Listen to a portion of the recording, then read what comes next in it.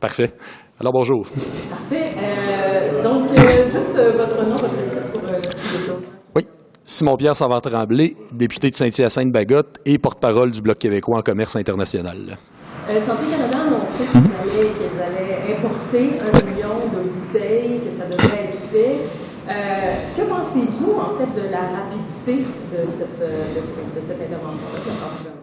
Bien, écoutez, la rapidité, disons, Santé Canada a confirmé que c'est un problème d'offre et de demande, que là, la demande, évidemment, c'est l'automne, les virus arrivent, dont le nouveau virus qui est très fort chez les enfants, le nouveau virus respiratoire. Donc, évidemment, quand il y a une réaction, quand on n'est pas préparé, il faut agir vite. Donc, ça, en soi, c'est une chose.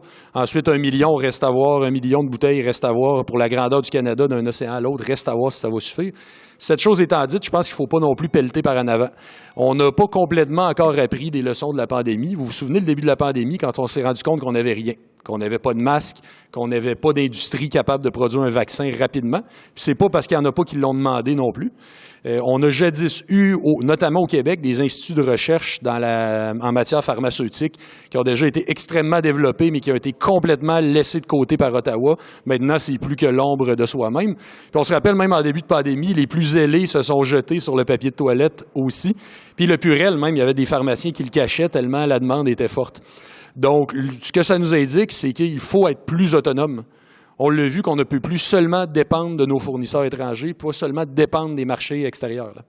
Et qu'est-ce que vous pensez que le gouvernement devrait faire pour la suite? Parce que là, les virus semblent encore, on parle de record, les urgences débordent, c'est des produits dans les hôpitaux, même pour les enfants, c'est pas juste sur les tablettes. Repartir une opération d'autonomie pharmaceutique, si je puis dire, repartir ça. Puis ça date pas d'hier que la recherche et la technologie sont sous-financées au Canada.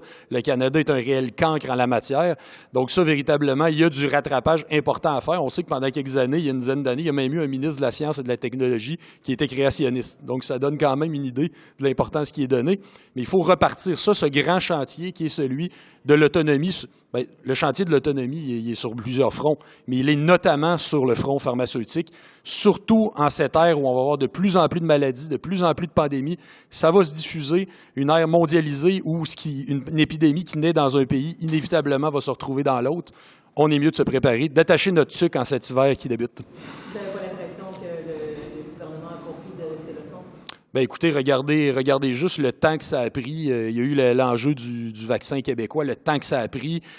En début de pandémie, le docteur Cobinger avait appelé au gouvernement pour dire qu'il faut bouger là-dessus. Ça a pris extrêmement de temps avant même d'avoir un retour d'appel. Là, il n'est même plus là. Il est parti du pays.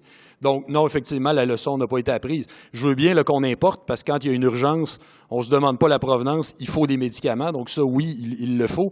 Mais à terme, puis quand je dis à terme, ce n'est pas à long terme, ça peut être à court, moyen terme aussi, parce que ça presse. Merci.